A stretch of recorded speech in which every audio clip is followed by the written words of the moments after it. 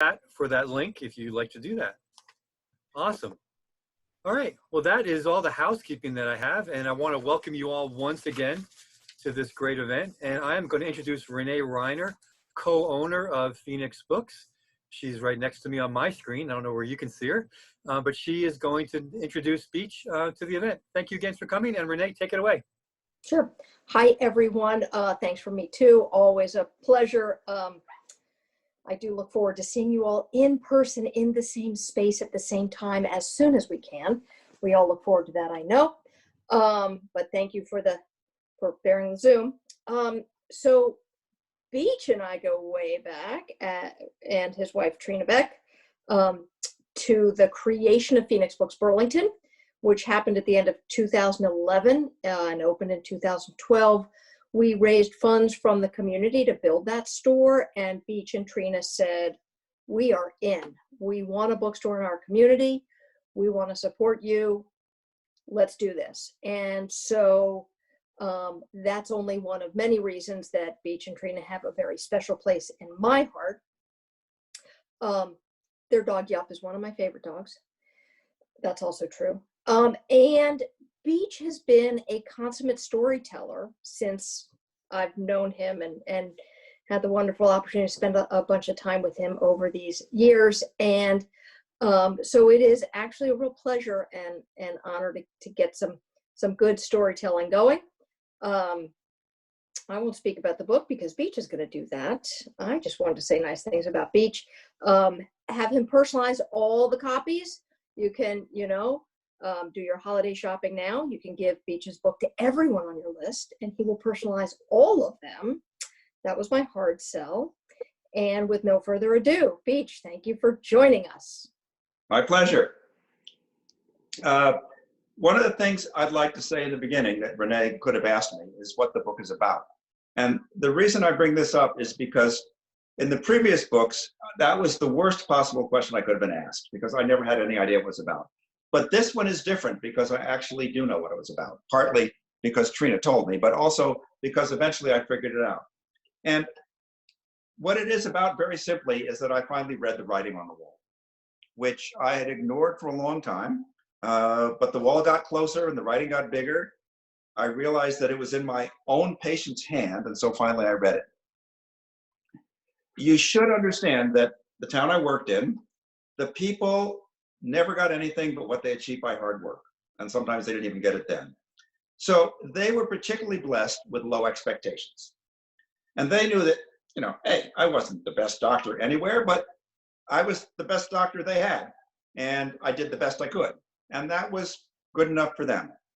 Kind of like a marriage. It was for better and for worse. So when I said something, they accepted it.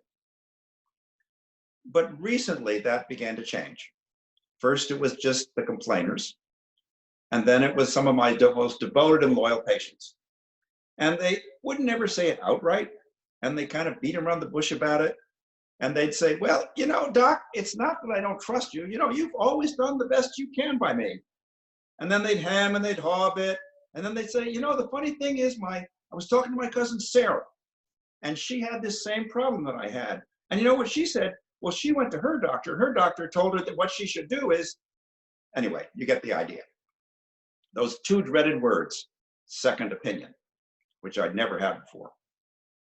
Right below on the wall, right below second opinion, was the R word, which they would never use in my presence, and they would always disguise it as a compliment. Gee, Doc, it's amazing how well you've done all these years. I don't know how you keep going like this. I mean, you look great for your age. At the bottom, under those words, were three words written in bold, capitalized, quotated as to what they were really meaning. Over the hill. Now, I'm pretty good at denial. Comes with the territory. I'm pretty good at ignoring messages, as my wife would tell you. But I got to admit that this business kind of took the wind out of my sails. So what I did was I talked to Trina, looking for some sympathy. Well, I should have known better. She said, well, why don't you try and find something useful to do? And I said, like what? She said, well, like make amends. So this book is the story of how I did that. and the people who helped me along my journey. And it started with a woman named Brittany Menard, whom I'm going to tell you about. By birth date, she was 30 years old. This surprised me. The few patients I had acquired in recent years were of the same vintage as my regular patients. They had come upon the recommendation of one of their cohorts and were of such an age and health that the last thing they were concerned about was outlasting their doctor. They all wanted the same thing, a doctor who would leave them alone. I couldn't remember the last time I saw someone who was not on Social Security, which, as it turned out, Brittany was. I shouldn't have been surprised when eventually I saw her, much less shocked. I had Cricket's notes before me before I went into the room. Here for a meet and greet. Vital signs: blood pressure 65/42, pulse 110, weight 69 pounds, height 64 inches, BMI 11.8. O2 saturation 91% on 3 liters of oxygen. Meds: OxyContin 40 milligrams twice daily, out. Oxycodone 30 milligrams 4 times daily as needed, out. Xanax 1 milligram 3 times daily, out. Ambien 10 milligrams at bedtime, out. Inhalers, not using. Zithromax, not taking. Pancreatic enzymes, not taking. I knew without asking what her problem was. The weight, the oxygen, the antibiotics, and the pancreatic enzymes made it clear. Brittany had cystic fibrosis. Cystic fibrosis interferes with the ability of the lungs to manage secretions, and it causes emphysema. It interferes with the ability of the intestinal tract to absorb nutrients, causing malnutrition. It weakens the bones. It weakens the liver. There is hardly an organ that cystic fibrosis does not affect. It is a miserable disease. She was in the middle of a coughing spasm when I entered the room. Her head was down and her toothpick-like arms gripped the edge of the chair for support as her chest heaved up and down. There was not an ounce of fat on her body. The outline of her bones protruded from under her paper-thin skin, looking as if they would break through at any minute. It was impossible to feel anything other than compassion for the life she struggled to hold on to. Until she looked up at me. And then suddenly my compassion was replaced by an entirely different sensation: guilt. She had fixed me with a stare so scornful that although we had never met, I had the discomforting sensation that I had done something terribly wrong. I'm Dr. Conger, I mumbled. I know who you are, she said in a harsh voice, and you know who I am. Brittany Menard. She made a face. I don't mean my name, mister. I mean, you know who I am. Well, if you mean, do I know your medical history, other than the medication list you provided, I don't. I can see, though, that you have cystic fibrosis.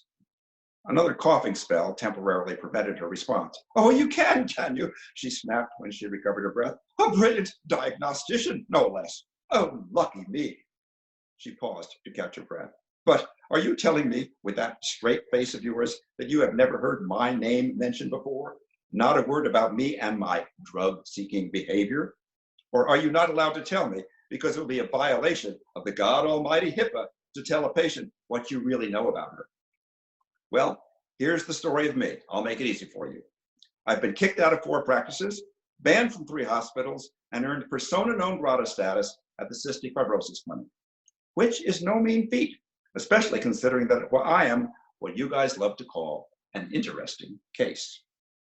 How did I manage to do it, you wonder? It wasn't that hard, actually. I overused my prescriptions. I forged some. When I had to, I sold some pills. I told my doctor I was going to strangle him. I know, she said, seeing the expression on my face.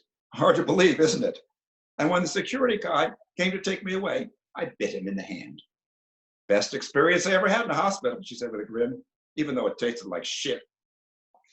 So why did I come all the way up here from Unity? Unity's about an hour and a half away from where I work. You're thinking, it's because of the wonderful doctor I've heard you are, of course. So the fact that this hospital is the only place left where I can reach before my portable oxygen runs out has nothing to do with it. So my question for you, before I waste any more of the breath I don't really have, is, are you going to blow me off like the others, or are you going to give me my meds? Because if you're not, I'm out of here. Well, I'd like to help you, I said. You got a bad disease, and I'm sure it's been tough. Spare the butt, Doc. I've heard that line 100 times before. I know what it means. Sorry, kid. Sayonara. The diversion, I said. That's why I just can't treat you. You're selling your meds. It's not right. It's against the law. It could put my license at risk. This last issue, although technically true, was specious, and I knew it. Unless a doctor is knowingly providing drugs to be sold, no prosecutor is ever going to go after her. Brittany knew it too. Oh, your precious license, she said. Poor baby. But if you really needed your medication, why did I sell them? Simple. I needed the money. You know how much I get on my Social Security thanks to this fantastic body?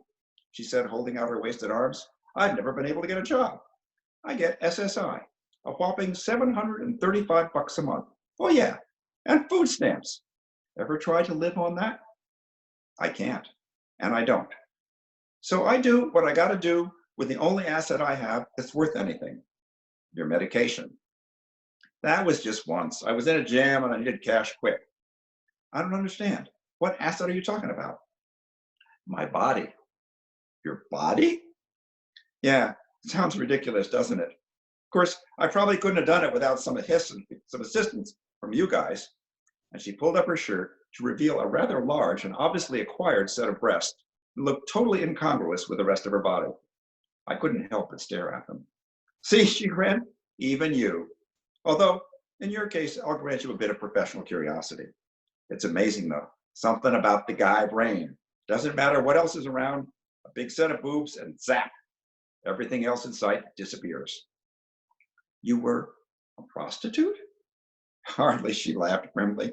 But I'll bet there's some out there who would have been turned on by banging a skeleton. Nope, used them for gambling. You gamble with your breasts? In a way. Twice a month I go down to Foxwood, she said, referring to the resort casino in Connecticut. I got a couple of scams I work. Playing the slot is the easiest. First, I check out who's playing. Find me some sad-looking slob of a guy, the older the better, and I set myself up next to him. Play a little bit, give him a little friendly smile now and then, just to keep him there. And then, all of a sudden, I get to crying and gasping and heaving my chest up and down. Pathetic little me. Of course, I make sure he gets a peek at the equipment. So he comes over and asks me, what's the matter? And I say, the machine cheated me. I'm hardly able to get the words out. He gets all sympathetic and poor babies me, sometimes even puts a hand on my shoulder to comfort me. And then he slips me something, 10, 20 bucks usually, but if he's on a winning streak, 50, maybe even 100. He may ask me to sit next to him for luck. Depending on how heavy the hand is on my shoulder, I might say yes. Playing poker is my favorite though.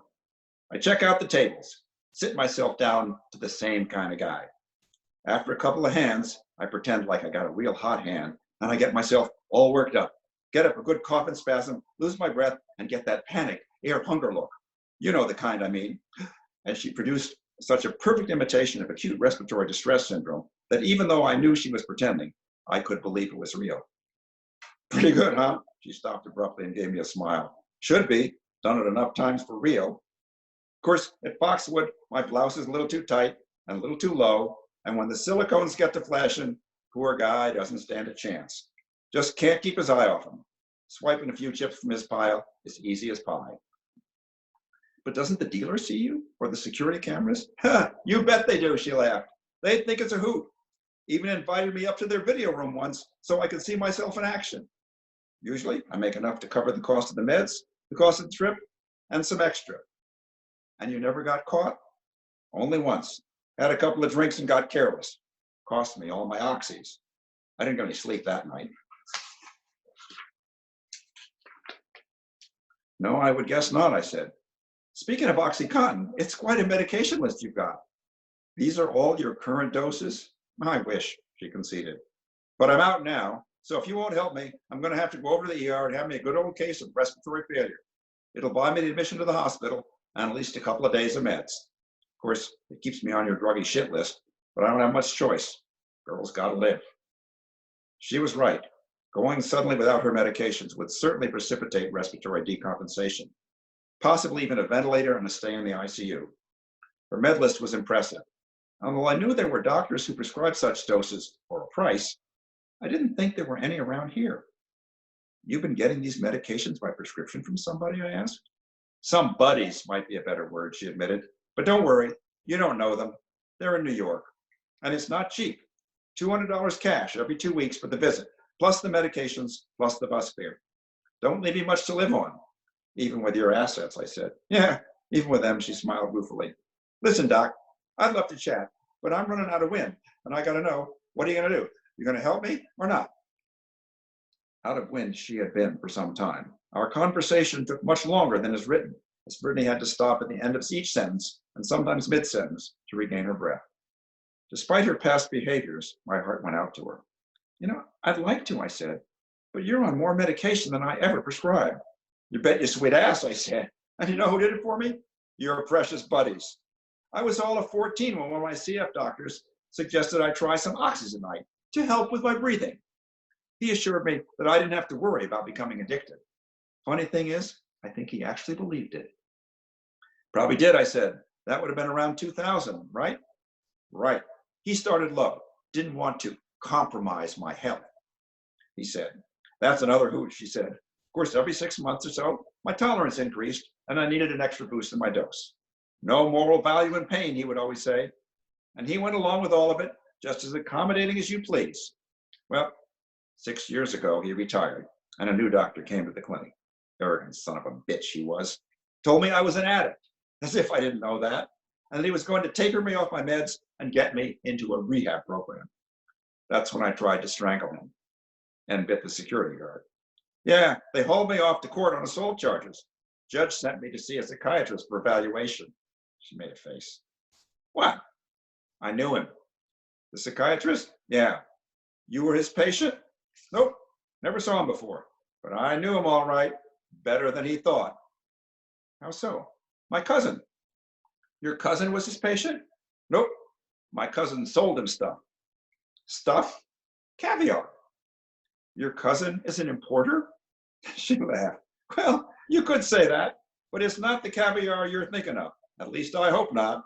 This caviar may have been fishy, but it doesn't come from no fish. I don't understand. My cousin is a dealer. Caviar is his specialty. It's a mixture of coke and weed. The shrink was one of his best customers. And you know what the funniest thing is? First off, he wants to know my family history. So I told him. My dad's an alkie. My mom's on methadone. My older brother died of an OD, and my younger one is a crackhead. My uncle, my cousin's dad, he used to give us perks as a reward for doing chores for him. After I told him all that, you know what he told me? That addiction ran in my family. I almost said he should know. Of course, the whole time he was talking to me, he never once looked me in the eye. The silicone stare? Yep. Told me I had PTSD and ADD, and oh yeah, bipolar too. Regular Siggy he was. You're talking about Sigmund Freud, the analyst? I'm talking about Sigmund Freud, the cokehead. That shrink told me he understood my problems, which I bet he did. Would have given me back my stims too, except he wanted to see me every week for therapy. I wasn't that hard up. And ever since then, you've had to go south for your meds. Well, not right off. For a couple of years, I could find a doctor here and a doctor there who would give me some. And as long as I kept switching pharmacies and swiped a few extra prescriptions from his pad, I did okay. But then the damn monitoring system came in, and I had to go to the Big Apple. I see. I'm surprised, though. That dose of opiates added to all those benzos is not a very safe combination. Might knock me for a loop, she snorted. Tell me, Doc, do I look like someone who's about to OD? She did not. Of course, if you want to give me my stims back just to keep me on the alert, I wouldn't say no. Used to get them when I was a kid, you know. But after I got the oxys and the Ambien for sleep, and they started checking my urine, they found I had THC. And they told me they couldn't give me Adderall if I was smoking pot. Told them I never smoked it, but that didn't help. I guess their limit was 3 poisons. Anyway, it doesn't do much. I can't get high on anything anymore. Marijuana does help me sleep, though. How about your CF meds? Well, sometimes I take them, but mostly I don't. I don't see the point. I'm just about at the end of my rope, you know. Life expectancy, as you call it, for someone born in 1985 isn't even 30. So I'm living on stolen time. The thing of it was, I liked her. She was sassy and spunky and smart. And she had a sense of humor. She had a terrible disease, and she was right. She did not have long to live. But she didn't let it get to her. She deserved whatever break she could get. Okay, I said. Okay, everything? The Xanax and the Ambien? Yeah, I know, she said. It's a bit much. Tell the truth, Doc. I get my oxys regular, and I get my vape at night. I can live with that. One thing, though, Doc. Yeah? You ain't exactly a spring chicken. I mean, how long am I going to last? Not to put too fine a point on it. Okay, I'll make you a deal. Okay, I won't retire until you die. Deal. So that's the story of Brittany.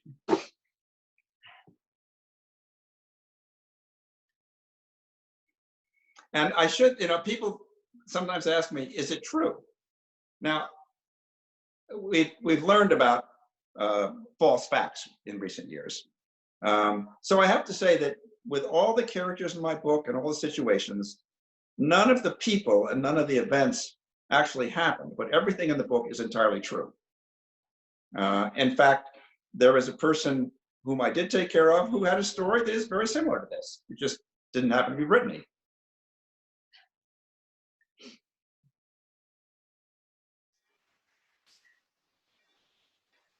Thanks so much for reading for us tonight. We'd like to open it up for questions now. Anybody want to raise their hand? Is that Walker? I see a hand raised. You can unmute if you'd like and ask your question. And if you don't want to unmute and talk, anybody else, you're welcome to add it in the chat and we'll read it out. Well, I've unmuted. Can you hear me? Yeah. Yeah, my name is Tom, not Walker. Walker's my grandson. I'm not quite sure how that name got on there. Good evening, everybody. Good evening, Beach. Hi. Hi. Hi, Beach. Hi. Do I know you? Yes. Well, first of all, Beach, thank you for introducing us to the book and to your sense of humor, which I find very interesting that you use humor extremely well as a tool for both professional and public education, I'd say. And but I'm a little curious about cynicism, being cynical, and I'm wondering where perhaps in your career you may have begun to recognize that, well, things weren't exactly the way we thought they were, and where that might have taken place, and when you decided to maybe use that or to develop that to be creative in your writing. You mean, when did I finally discover that we didn't know what we were talking about most of the time? Yeah, well, maybe you put it that. It wasn't right away. It probably wasn't until I got to the town I worked in Vermont, where people pointed out to me that I was a whippersnapper and didn't have a clue to what he was doing. And then I realized when I look back over my career that we were entirely too much taken with ourselves. In the first book, I write about the disease that I was always the most afraid of, which was curiosity. And I find that humor and cynicism are probably the best protections I can use against getting infected with that, because it is, as you know, endemic in our profession. Well, I think I would agree, although I think in the last perhaps 15 or 20 years, as I see a change in the demographics of the medical students, that may be evolving in a different way. What do you think? Yes, I think it's helped that there's a lot less testosterone in the medical profession now. Yeah, that made a huge difference. Yeah, I agree. Yeah, good, you have to. But thank you for a fine discussion. And I think the reading that you just gave us really was sort of the seminal point of the book, in the sense of revealing what a patient has to go through who has very few resources and who has found herself in the situation she is because of the way she had been cared over many years. So thank you. You're welcome. Thank you for Yeah, that. Brittany is not only my favorite character, but she's Trina's favorite character also. And as I say, there was a woman who was very similar, who had an experience that I described later in the book when she was in the hospital, where she managed to convert the entire nursing staff to her side by the simple matter of using her gambling skills, which I won't go into detail about, but it was quite a story and it really happened. It's true anyway. Thank you. I'm going to unmute now in case someone Wait, else wants. Oh, Molly wants to say something. Hello, Beach. It's Hi, Molly. I have been reading the book. We have been getting to know you as a friend, and I look forward to the book, I think, as a way of getting to know you in a way that I probably wouldn't have.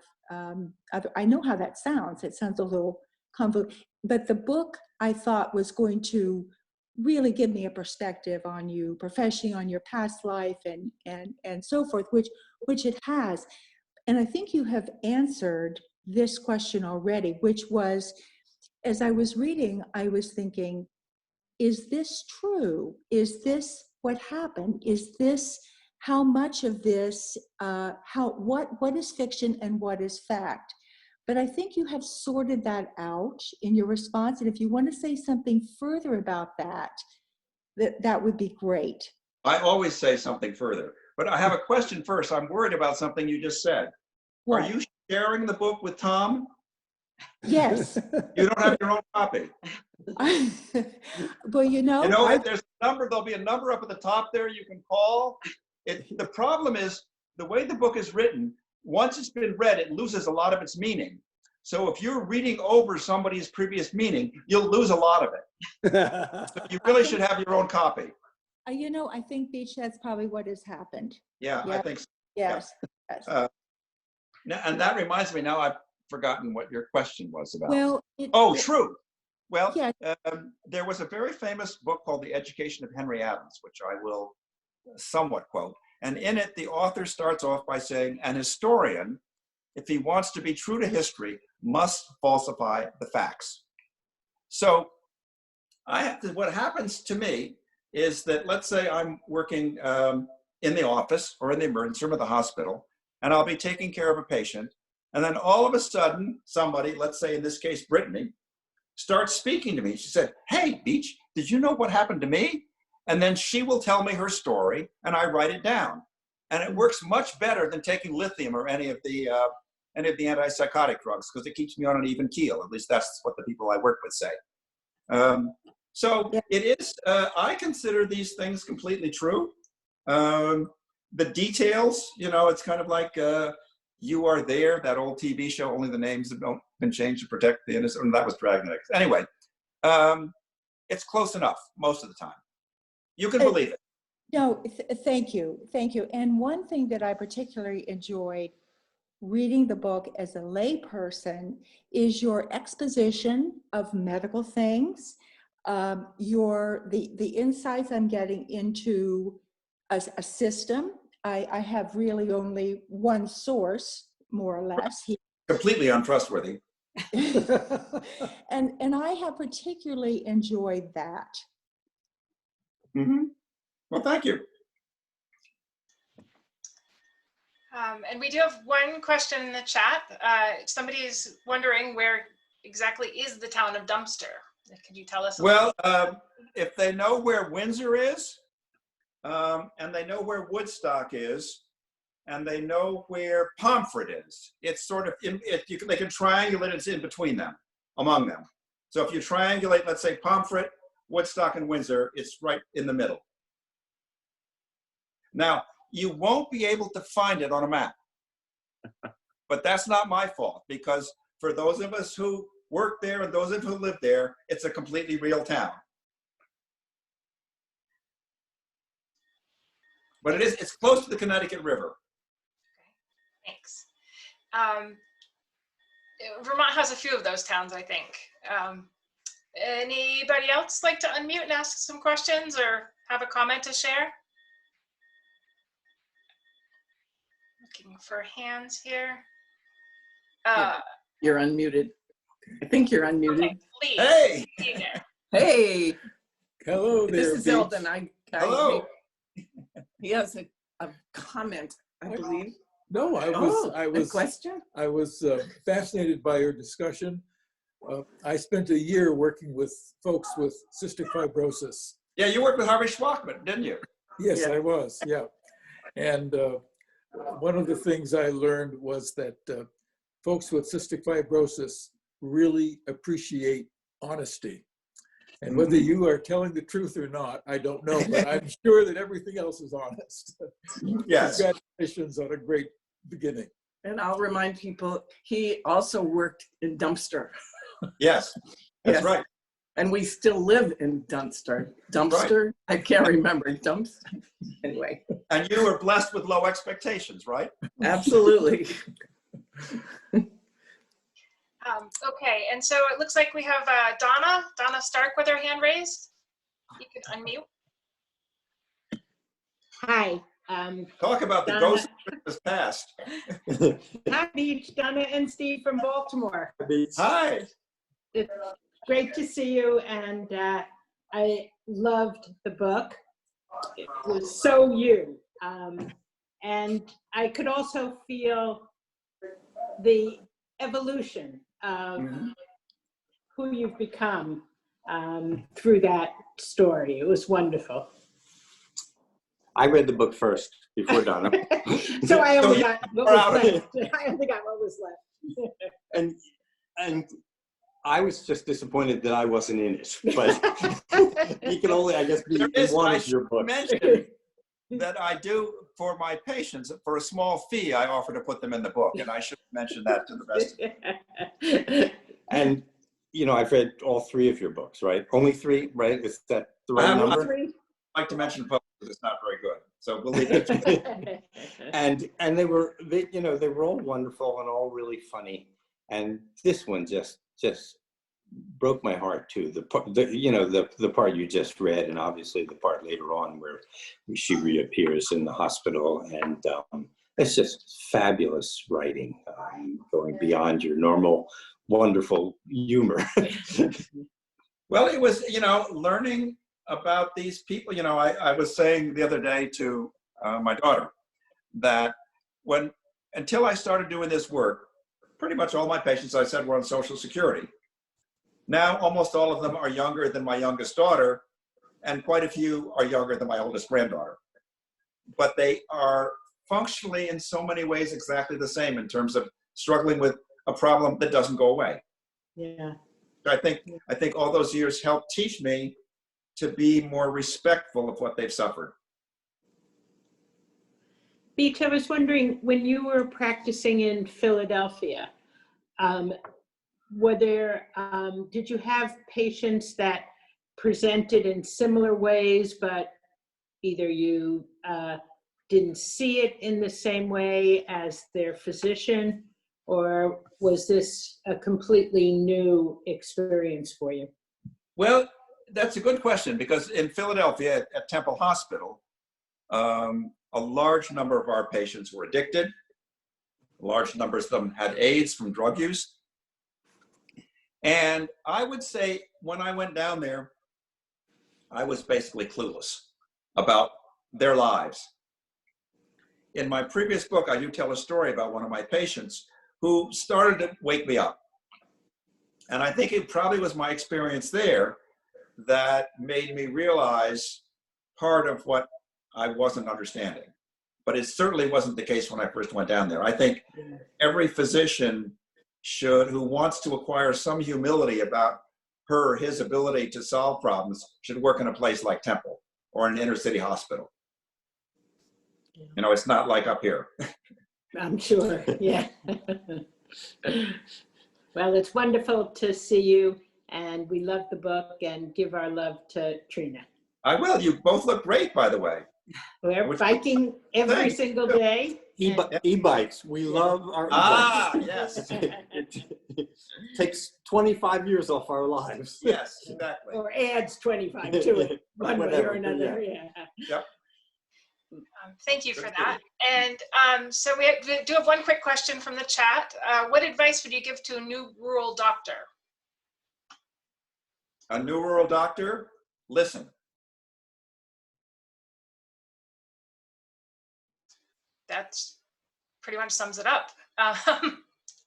Okay, and then so moving back to our hands, we have previously we've had Samuel with his hand raised. If you'd like to unmute and ask your question, and I see a couple of other people down there too, so I'm taking some names. Hi, this is Samuel. I'm going to keep that photo of me up because I don't have any light around me. But so Beach, you had said at the beginning, I don't know if you were reading the introduction or you said that Trina had said one of the things for you to do is to make amends. Mhm. And I'm curious about how you feel this book does that, or this and expresses that. Well, I should, and you who know, you're making amends to. well, remember the subtitle is The Opiate Education of a Vermont Doctor.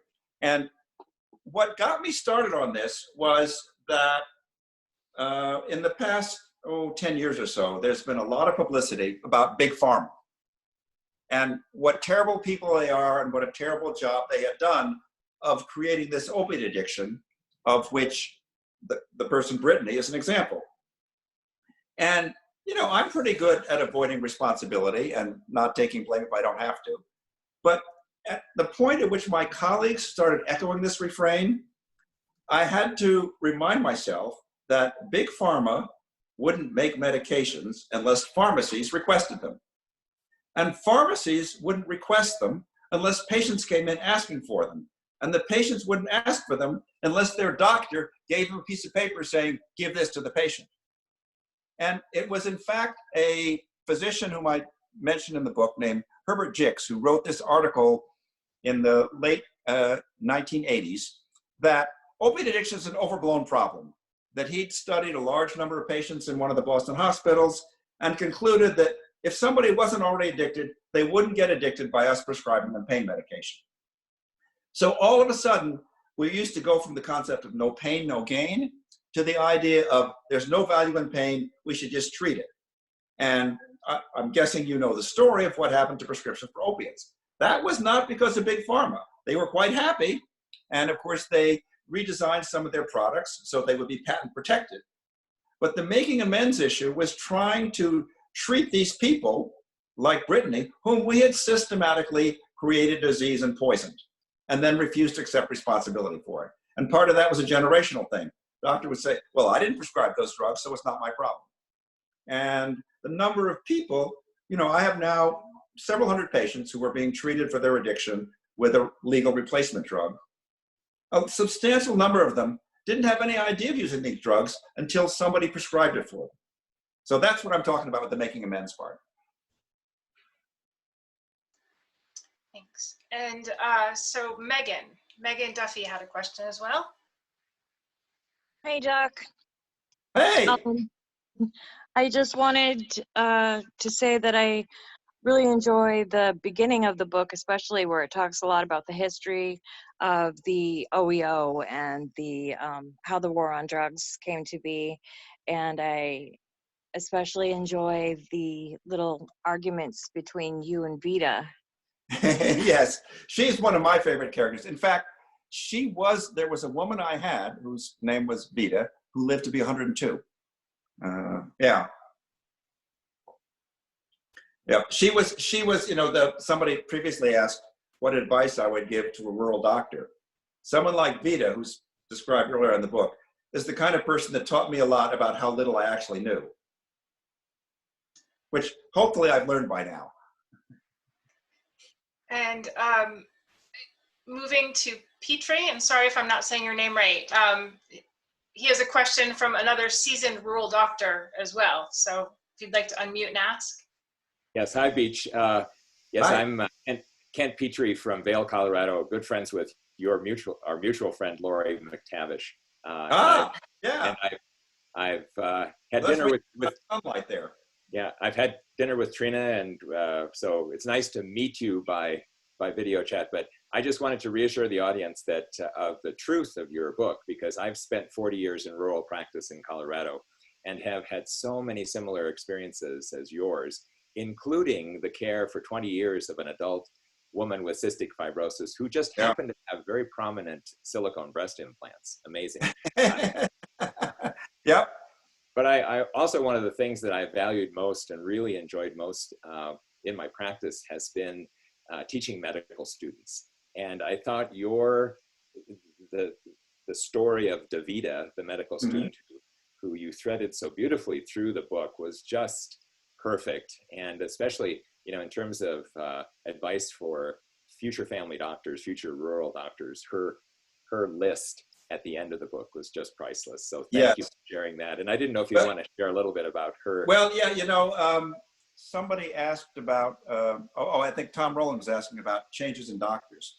And I should say that Davida, the medical student, is a completely synthetic character. So I took the best things in all the medical students, but I do have hope for the medical profession in the future. I don't know what you've experienced, based on the kinds of people that I see coming out of medical school now. And I do believe, as I mentioned before, that having less testosterone makes a big difference. But the students also seem to be much more aware of their position in the world than I was. I was pretty much clueless about the world. I went to high school, went to college, went to medical school, went to the CDC. I didn't really have a clue what the world was about for many years until I got to the town of Dumpster. But these students are more mature, and I think that's made a difference. Yes, and I think they've survived the bureaucracy of their medical schools, as you make quite clear. Yes. They're surviving in spite of the medical home. Yes, exactly. And it's 120 facets, yes. Yeah, oh yeah. Well, thank you. Thank you, Pete. Thanks for that. And Alan, I believed you had your hand raised as well at one point. Beach, great to see you again. I remember old days working together in Philadelphia. Yeah, hi. Hi. And I think my question was really the same. I mean, I do a lot with education of medical students, and I think we are all in good hands moving forward. At least I feel better. Are there other messages that you would like to give to the doctors of the future as they move forward? Well, I said that a little while ago. I think I was really listening impaired for the longest time in my career. And I mentioned part of my experience at Boston City Hospital back in the 60s, which when I look back on it actually made me ashamed of the fact that I felt that I knew so much without asking. And I think that's, who our old philosopher, Yogi Berra, what did he say? You can hear a lot by listening. And I think it's really, to me, it's that simple. I mean, you know a lot more than I do about this because you're working more directly with them.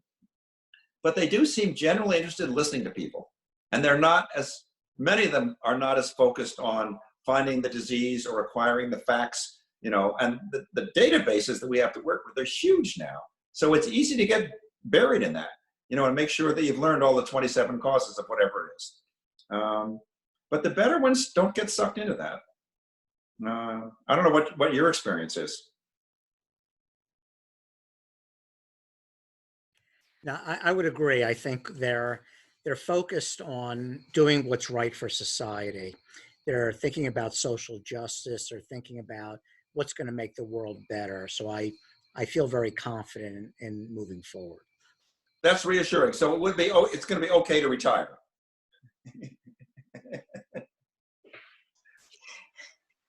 Thanks for that. So Linda. Hello, darling. Oh my goodness! I do water therapy. Oh my goodness! I only wanted to, Christmas past. Right. I only wanted to say I can hardly wait for you to come down again. I miss your humor, and please bring your book. Okay. I have no access to it. All right, I will. And send my love to Trina for me, please. Okay, sweetie. Thank you. See you soon, I hope. Okay, bye-bye. Okay, bye. These are some of my favorite events when everybody seems to know everybody, or at least the author is really connected. It's extra fun. And so with a hand raised, Nadia? I don't know if I'm saying that right. Hi, this is Matthias. Hey, kid. Hello. So I was wondering if I was old enough to read your book, and if not, which ones of your books I was old enough to read. You should read my first book first. And by the time you get through that, we'll see about the last one. All right. So tomorrow. Tomorrow, yes. If you don't have a copy, you might be able to walk back into the backyard and find one. All right. We have a copy. Yeah. Don't you think that would be best to start with? Yes, I agree. Yeah. All right. Thank you. I should mention with a disclaimer, that was my grandson. I'm surprised he hasn't already read it. Yeah, I am too, and I'll have to bring that up. And so Judith had a hand raised. I've lost Judith. Yes, hi. Hi, Beach. Hi. This is greetings from Berkeley. Yes, my goodness. Okay, I was happy to see that Berkeley appears in your book. Yes, it does. I said the other day to someone, I went into the office. We now wear scrubs in the office because it's supposed to be purified. So I was saying that, you know, when I went to work at the community health center I'm working at now, that was the same job that I had with you when I first started my career. And I felt that I'd gone back to my youth. Now I'm going into the job wearing the kind of stuff I wore when I was in my professional infancy. So I feel I've regressed even further. I'm a little bit nervous about what's going to happen next. Well, I just wanted to say, having worked with you happily at South of Market Health Center in San Francisco, which was one of your first domains, that I think you were a good listener back then. I don't think you should lessen that ability in retrospect. And maybe you feel like you've learned to listen differently or gotten better at it, but my memory of you was as a good listener back then. And also, interestingly enough, my memory is that you also had experience with addiction and drugs patients back then, because South of Market Health Center, for those of you who don't know what that was in San Francisco, in those days, we had a lot of variety in the people who came in there for medical care. We had Filipino immigrant community, we had homeless alcoholics, we had heroin addicts. And I remember very clearly Beach teaching me how to incise and drain, I&D as we call it, the abscesses of the heroin addicts who had become what we called skin poppers because they couldn't find a vein anymore. So they were injecting it into their skin.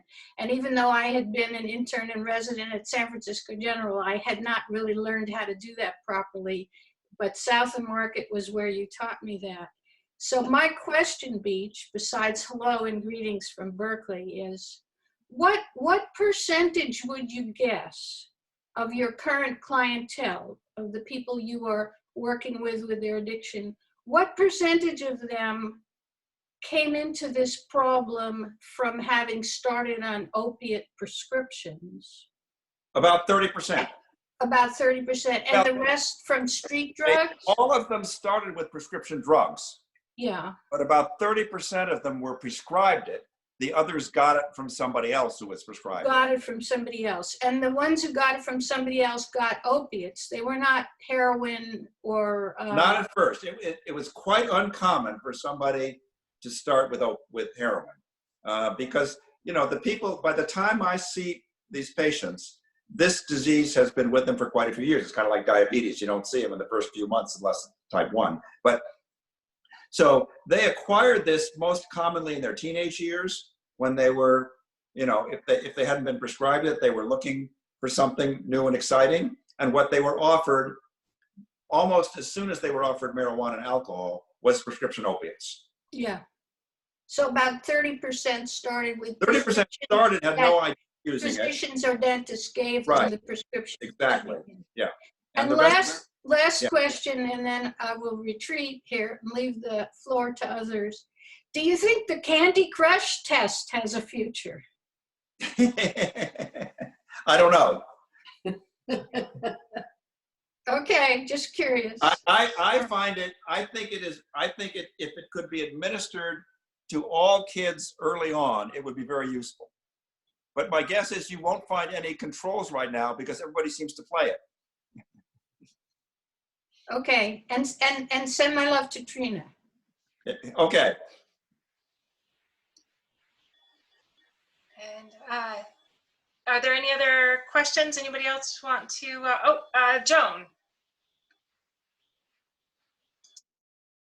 Hi. Can you hear Oh me? my goodness, hi. I think of all the people here, I've probably known you longer than anybody else. And it's nice to know that you're still the same person as you were back at medical school. And this has been fun. And I'm really happy to see Linda. And I hope that you and Linda and Trina and Bruce and I will be together soon. That would be lovely.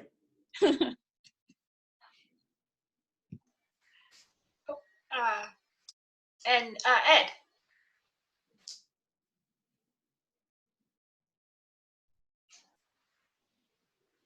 Ed, you're still muted. There you go. Okay, first of all, I've known Beach longer. I've played golf with him. I've run a marathon with him. I went to college with him, and so many other things. And my only question and complaint, Beach, is why weren't there more equations in your book? Well, I should have consulted with you on that. That's right. But everything being equal, I didn't feel that that was as necessary. Well, at least you mentioned the word equal, so I appreciate it. Yes, right. Okay. And any last couple of questions or comments anybody would like to share?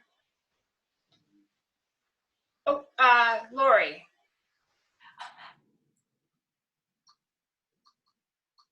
Hi, Beach. Hi. Question. Yeah. The Queen of Hearts plaque, true? Yeah. Pardon? True or false? Yes. Yeah. You only get one question. Yeah, right.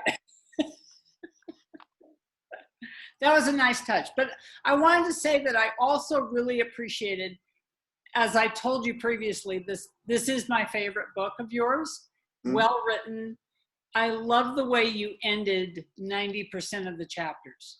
It was really poignant, and especially, of course, the last one. Yeah. That was so poignant, and I hope many docs read your book. Well done. I hope they buy it. Yeah, that's true. That's true too. But also, you pushed drugs on someone on this call when he was 5 years old with M&Ms and ice cream, so that we could get vitamins down him. Well, you have to make do with what you have. And you did it when it was great. No. That was Advil, and you told me to take it like an M&M, which I do, for the record. And it is horrible. The doctor prescribed. It was misdirected. But thank you. Well, it is. It's very true with many people. I always used to say that I was blessed in the early part of my career that informed consent had not yet been invented. And so it was with no guilty conscience whatsoever that we did things like that. Well, you see, you've survived. Thank you. Thanks to you. So we have a question from Leo, or a comment from Leo, and then Colleen also. So we'll start with Leo. Hi, Beach. It's wonderful to see. Yeah. What about 23 kids? What'd you say? What about these 23 kids? 23 kids. Oh, I can't even talk to that. But I'm happy to hear that you know about it. I just wanted to tell you that there's no other doctor like you. Honestly, I've been working now for, 12, 15 years. I haven't met anybody who can work with people with such compassion and humor and give folks the sort of kick in the rear that they need, and that you do it so gracefully. And I just wanted you to know that there's nobody like you. And I hear you guys say that you're excited about the future and what younger folks are bringing to the profession, but we're losing a lot too. We're losing that confidence, and I think younger professionals are always considering the risks of everything they're doing way more than they're considering like this connection that you value and you sort of put in the forefront. And I think we're trying to hold on to that, but I think we're also losing it a little bit. So I just wanted to thank you for what you've given. Well, thank you. But I got to say, coming from you, I consider that a real compliment, because I consider you to be the reason I'm hopeful about the future. Not just you, but you and your type. And Colleen, I believe you had a hand raised. Hi. Hi, Beach. Hi, Hello. Trina, if you're there. So I want to ask the question that all the reading public wants to know now that they've read this book, and I'm happy that everyone's buying it and not getting it from the library. Those copies are nowhere near as Yeah, good they're no good at all. as a bought book. And but you know, the public wants to know, what are you working on next? Well, I am basically, I'm stalling right now, okay? But I have, because of all this interest in coronavirus, basically I've been doing some work in which I'm addressing our fascination with new diseases to the extent of ignoring our old diseases, and how it's kind of like, you know, you need a new video game every few weeks to maintain your attention, that our medical attention span is getting shorter and shorter. So we have to continue to have new sets of diseases to keep our interest. But I also have to say that since you have come on the line, that you're responsible for my literary career, for better and for worse. Because if you hadn't read my first book and decided it's worth publication, I might still be working just as a doctor. So I want to thank you for that. That might be it. Well, you're very welcome. It's been one of the joys of my life to work with you on your books. It really has. And I have been wondering, you have all kinds of things going in your head to do with, I can think of no one better to write a farce or some kind of comic tragedy to do with all of the kind of characters we've got going on in the medical world every day, whether they're in congressional hearings or on CNN. I can think of no one who could lampoon a number of them better and bring, as you described, the truth through the blends of the characters. Okay, here's the deal. I'll do the lyrics if you do the score. Okay. It'll be a libretto, okay. Not her, him. Okay. And anyone, we have time for maybe one or two final questions or comments. And if not, I'll turn it over to my colleague, Todd. Well, that was really amazing. Thank you so much, Beach, for doing that. And thanks everybody for coming. Renee, great introduction. Michelle, as always, great behind the scenes. Really appreciate that. And thank you everybody for coming. One of the things that we've noticed in this age of COVID, since we can't meet in person, these Zoom events have been amazing because people from all over can join. And so that is a blessing and a surprise aspect to not being able to meet in person, is that we can meet virtually, but it's easier to meet from across the country. And so thank you all for joining us from wherever you are. Beach, thanks again for everybody. And once again, if you've ordered a book from us, Beach is going to come in the next couple of days to personalize them, and then we'll either give you a call if it's for store pickup, or we'll get it right out in the mail to you. And the USPS is taking about a week to 10 days to get things to everybody. So once again, I want to, on behalf of Phoneix Books, thank everybody and thank Beach once more. And have a great night, everybody. Thank you so much for coming. My pleasure. Good night. Thank you. Thank you. Thanks, Beach. Good night. Take care. Miss ya. Bye, Beach. Beach. Bye, Stay Beach. well. Stay well. Thank you, Stay Beach. well.